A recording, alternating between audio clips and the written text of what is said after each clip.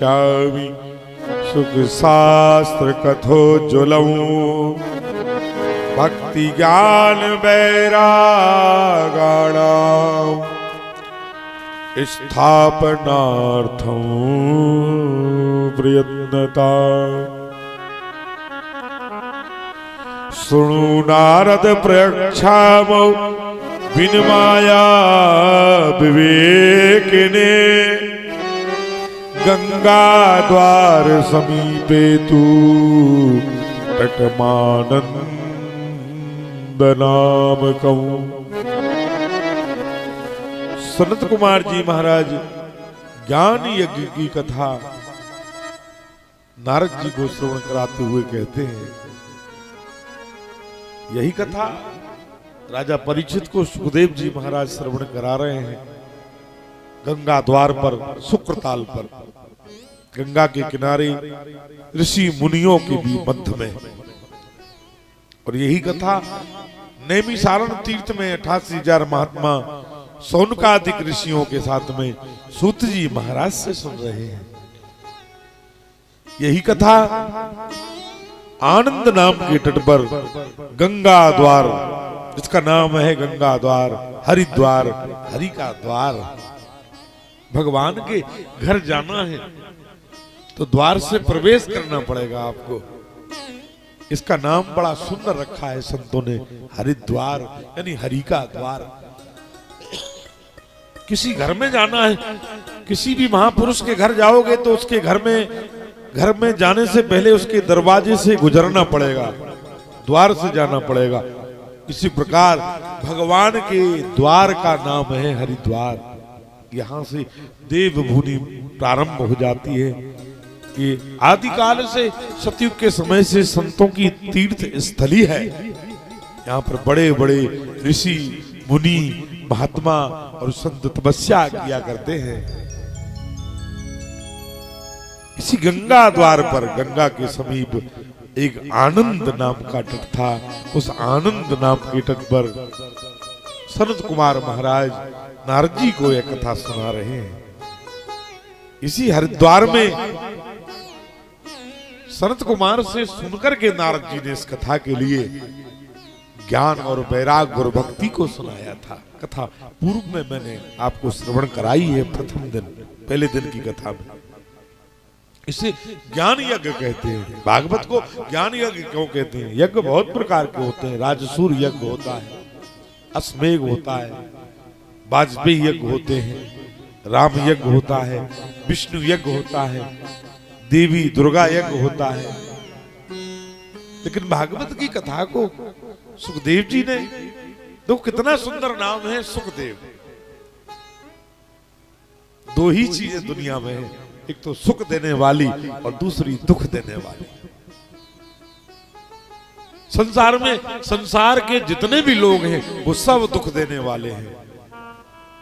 जितना ज्यादा कष्ट मिलता है ना आदमी को, उतना अपनों से ही मिलता है। अपने ही कष्ट देते हैं,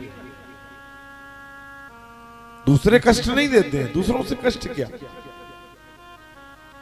अपनों से कष्ट मिलता है। तो संसार में जितने भी रिश्ते हैं, नाते हैं, जितना भी जो कुछ संसार में है वो सब कष्ट देने वाले हैं। वो तो सब कष्ट देगी। सुख कौन देता है? सुख तो कोई सुखदेव जैसे संत देते हैं महाराज, जिनका नाम ही सुखदेव है। दुख नहीं देते, वो सिर्फ सुख ही देते हैं। अर्थात भगवान की कथा ही संसार का सुख है। संसार क्या है? दुख है। सुख सागर, सुख जी ने जो बनाया है, सुखदेव जी ने, उसका नाम है, कथा का संकलन है सुख सागर। अर्थात सुख का सागर, भगवान की कथा सुख का सागर है और संसार दुख का सागर है। और संसार में दुख क्यों होता है आदमी के लिए मालूम है आपको? दुख इसलिए होता है क्योंकि हम लोग आशा में बंधे हैं। आशा ही बंधते लोका आशा ही परिपद्धते। हम लोग एक दूसरे से आशा करते हैं। भाई भाई से आशा करता है, पिता संतान से आशा करता है, संतान पिता से आशा करती है, सास बहू से आशा करती है, स्त्री पति से आशा करती है और पति स्त्री से आशा करता है। विभिन्न विभिन्न प्रकार की आशाएं हम लोग इस संसार में करते हैं। पति आशा करता है कि स्त्री मेरी सेवा करेगी और नहीं करती तो कष्ट होता है। भाई मेरा सहयोग करेगा, भाई से आशा करता है।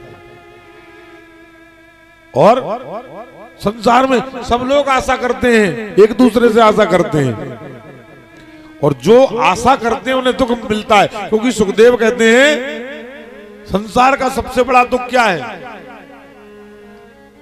और सबसे बड़ा सुख क्या है। आज मैं वो आपको मंत्र बताऊंगा जो संसार में सुख का मंत्र है। सुख का मंत्र क्या है? निराशा ही परमो सुखम, आशा ही परमो दुखम। संसार में दुख का कारण है आशा। सास आशा करेगी बहू मेरी मुझे रोटी देगी, अब मुझे रोटी नहीं बनाना पड़ेगी, अब मुझे काम नहीं करना पड़ेगा। और बहू जब रोटी के बदले गाली देती है तो कष्ट होता है।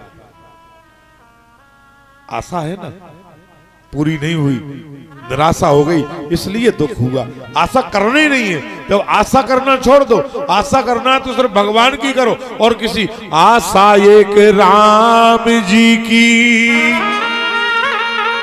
दूजी आशा छोड़ दे, और नाता एक राम जी से, दूजा नाता छोड़ दे। आस धाम सुख धाम विश्राम रहिए, जाई वेद राखे राम, ताई वेद रहिए। महलों में बास दे या अटारी में ठाट दे, विधि का विधान जान, अभिमान रहिए। सीताराम सीताराम सीताराम कहिए। आशा करोगे तो दुख होगा। संसार से आशा नहीं करना है। संसार आशा ही परमोत्तम, परम दुख है संसार में आशा, और सुख का कारण है निराशा। इसलिए सुखदेव जी कहते कि राजन आशा नहीं करना है संसार में। संसार की